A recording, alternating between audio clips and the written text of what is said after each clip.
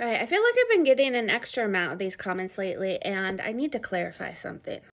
First of all, if you're new here, we're discussing here on my channel the probability that the Bible took place in America, that Judah is Utah, Salt Lake City is Jerusalem, Egypt was in Nevada, the Colorado River is the Nile, so on and so forth. If you don't know what I'm talking about, go check out my playlist and go check out the map that I have linked in my bio. But I get so many comments like this, people arguing that, okay, these locations were named long after biblical times. They were named, they're basically modern day place locations that were named that by the pioneers, or in this case, the Mormon settlers in Utah. This follower actually sums up these comments really well, and thank you for writing this, actually. This is very helpful. But she says, I'm wrestling with all of this in my head too. As we're told, the names in Utah were only created within the last 100 of years. I think the other guy's question is, how does the Bible reference all of these things from thousands of years ago? Yet the names of these mountain cities and towns in Utah were just named a couple hundred years ago. So the question is, how could that be possible? Could it be that these names in Utah were just picked from names out of the Bible? Okay, so yes and no both. But you guys are understanding the process behind this. First of all, at this point, we have pinpointed hundreds of biblical locations by following the directions in the descriptions of the land in the Bible straight from Scripture. A small fraction of these locations carry the biblical name. And the ones that do carry the biblical name, we did not find the location based on the name of the place. We found the location and it just happens to still carry the same name, which is just like triple confirmation. When we find it, we're like, oh my gosh, look, it's still called by the biblical name. How wild is that? But the entire country was named by Christian Bible reading settlers and pioneers or whatever. Probably every county, I would imagine, in the country has biblically named locations in it. So looking for something that is named from the Bible is not even close to how we go about this research process. So for example, let's take Jericho.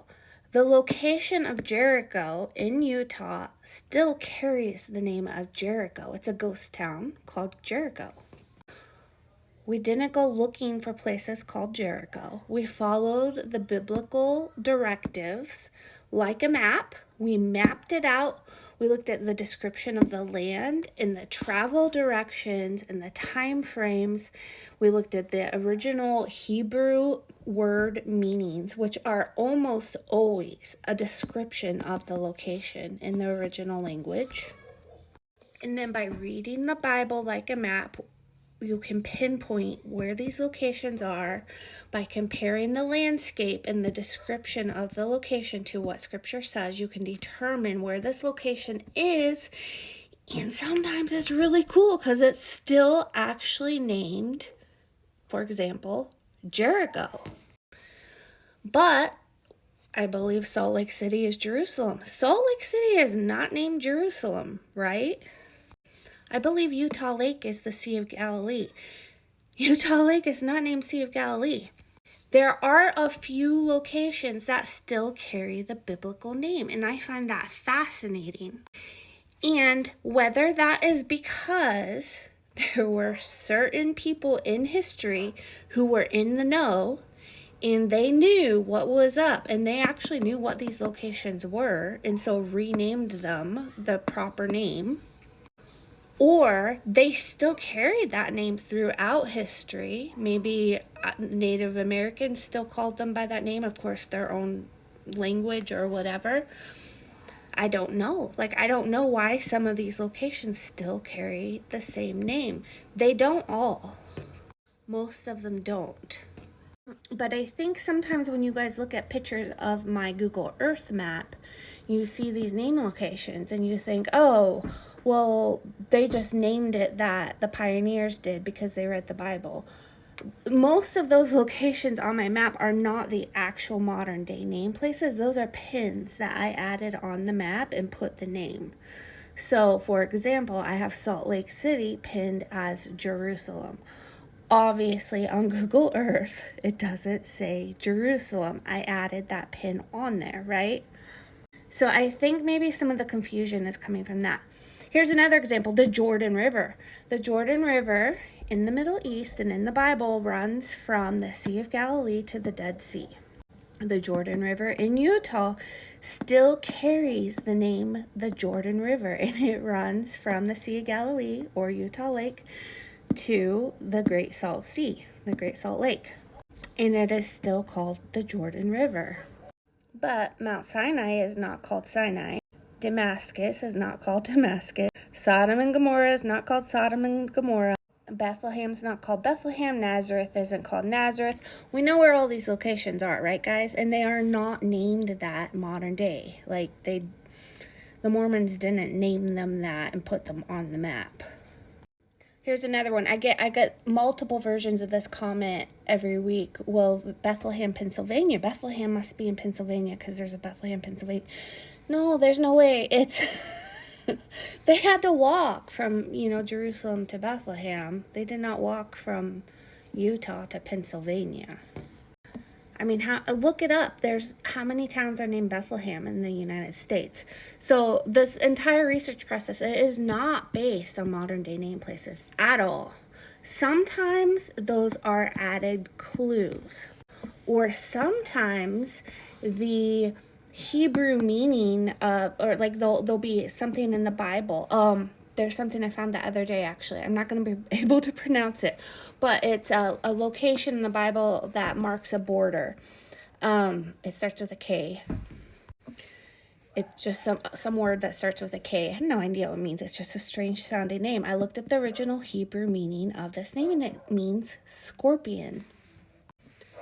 Well, I just happened to know the general area this should be in. And I looked, and on the map, there is a ridge line called Scorpion that is a major landmark. So it actually does still carry the biblical name today. However, it's in English instead of in Hebrew. Anyway, that's kind of a long rant. I hope that makes sense, though, because I don't know where the confusion is, because I get these comments so often. And I actually really appreciate your comment here, by the way. Don't get me wrong. Thank you, because that kind of helped to summarize all the other comments I get about this. But I hope that makes sense and kind of helps explain. I hate to say the modern day locations are irrelevant, because they're not always. Sometimes they are a very helpful clue, but most of the time you can't even rely on that. There's nothing there in the name, right? It's based on what scripture says. There's very detailed directions and descriptions and meanings and travel times and cardinal directions and all sorts of stuff in the Bible. And when you take all those and you find, location A, and it correlates to location B, and location B correlates to C, and C correlates to D, and D correlates to E, and E correlates back to A, it becomes very obvious. You are able to map these things out because they all interact and map out very precisely. And they're not standalone locations. They all correlate and triangulate with each other. Anyway, hope that makes sense. Hope that helps. Hope that, hopefully that's clear as mud. Anyway, hope you guys have a good day. Bye.